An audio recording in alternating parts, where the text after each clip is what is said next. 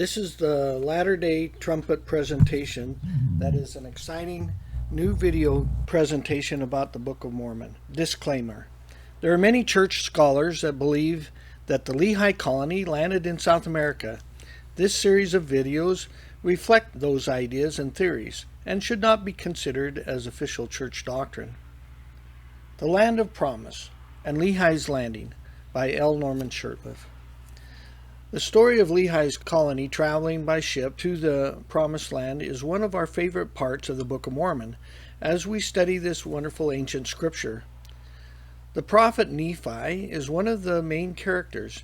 They traveled by boat to the Americas from the tip of southern Arabia and the land of Bountiful, traveling south through the Arabian Sea and then turning east into the Humboldt Current until reaching the 30th parallel of the northern coast of Chile. The Humboldt Current currently reflects off the Chilean coast back out west to Polynesian. So where did Lehi's colony land? This is the great question for scholars of the Book of Mormon. Fortunately, Joseph Smith has given us the answer to this all-important question, which we will cover later in this video. Researchers of the Book of Mormon have determined that Lehi's colony landed in the Americas, on an island of the sea. Jacob, Nephi's brother from the Book of Mormon, said that they lived on an island of the sea, and great were the prophecies and blessings that the Lord had given to the inhabitants of the isles of the sea. Most of us, as we read the Book of Mormon, visualize spatially a land northward and a land southward, with a narrow neck of land in between, like this graphic diagram. There are at least 10 characteristics of the land of promise, or the land of their first inheritance. First of all, it had to have a Mediterranean climate for their crops to grow exceedingly, with many rivers and streams for irrigation.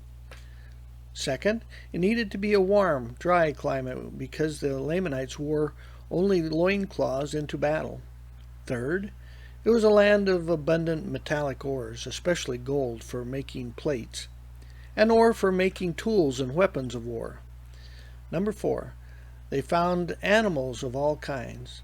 Some were very useful, and they were able to domesticate them over the centuries, and they became very helpful in their society. Fifth, their first inheritance, the southern end of the land of promise, had no permanent buildings. They pitched their tents and dwelt in them. No mention of building permanent buildings was ever made. Number 6. The Long Island is a legend of the Maori people from Polynesia as their original birthplace, which we believe was Lehi's land of promise. 7. As mentioned earlier, Nephi and Jacob wrote about many Isle of the Sea prophecies in the Book of Mormon. 8. The location of the landing was established by the prophet Joseph Smith himself as being on the west coast of northern Chile on the 30th parallel. And 9. South America was a narrow island before the time of Christ, when the whole face of the land changed dramatically because of the upheavals at that time. And number 10. South America is now a large major landmass, and the continent is now completely different than it was before the time of Christ.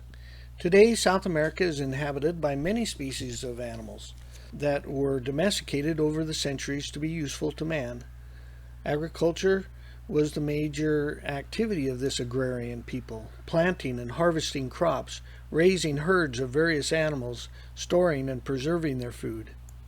Here is an ancient foot plow used for the traditional agricultural activities of planting crops.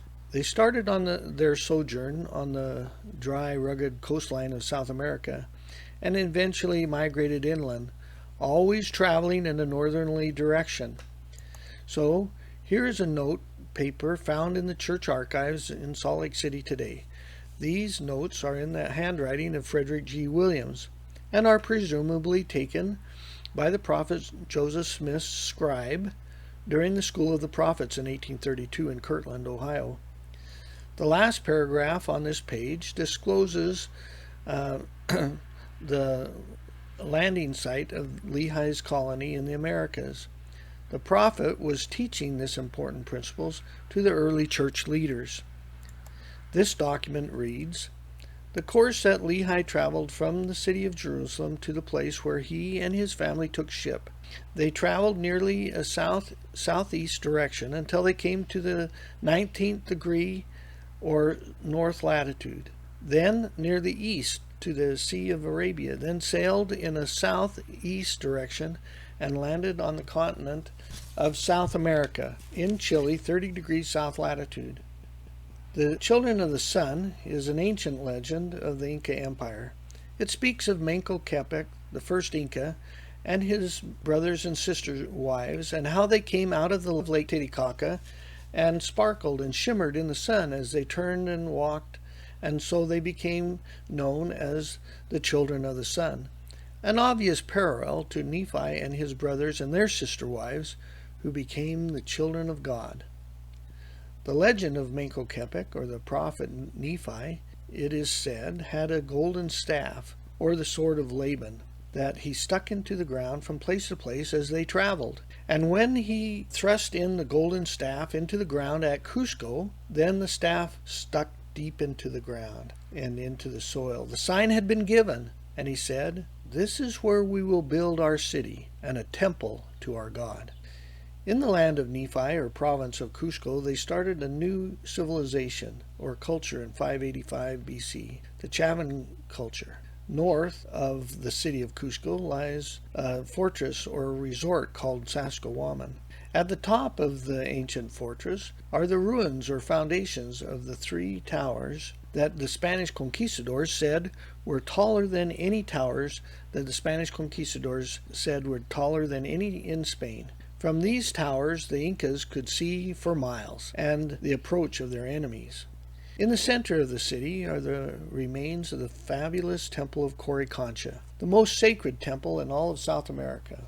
The temple of Coricancha, or the god Inti, this magnificent temple had worked and polished stone of hard granite or andesite, the most beautiful example of ancient stonework anywhere. Today, the Cathedral of the Dominicas, Santo Domingo, sits on top of this sacred temple.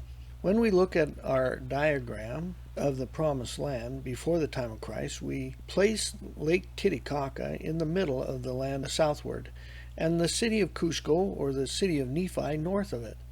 Then, as we place the first or original landing site on the 30th parallel at Cocachimbo, Chile, on this long island of the sea, we see the direction of Nephi's travel to the north, and finally the city of Nephi, or Cusco, the capital city of the Chavans and the Incas.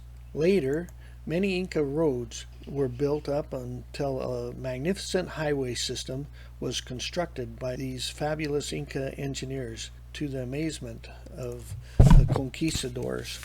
Finally, in our diagram, we see what happened after the whole face of the land changed after the coming of Christ. The tectonic plates shifted, and the rest of the continent of America emerged from the sea until we have the continent of South America as we see it today.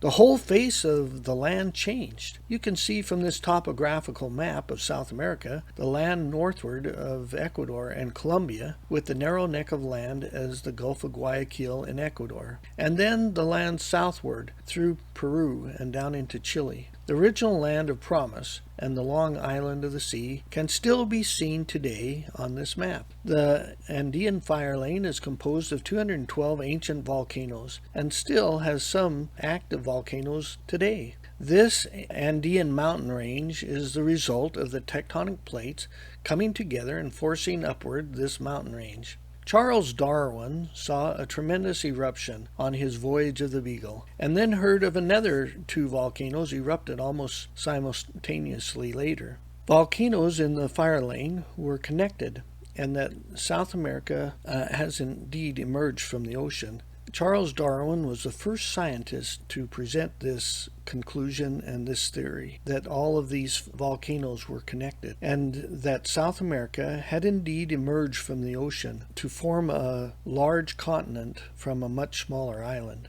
Here's a picture of the mountainous line of the 212 volcanoes. The Incas are famous for their wonderful system of highways. These engineering feats were very impressive to the conquistadors, and to build these rock-paved roads through mountains and jungles was truly an engineering feat. Cusco, and our City of Nephi, is the beautiful capital city of the Incas. At the time of the Spanish conquest in 1533, Cusco was one of the largest cities in the world, with 400,000 inhabitants.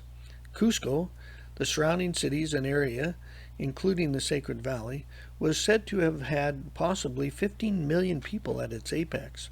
It was truly a promised land, where a beautiful city was built in the tops of the mountains at 11,000 feet above sea level. It was built in the form of a puma, or mountain lion, with the sacred temple of Coricancha in its middle, or navel. It was the city of the children of the sun, the children of God.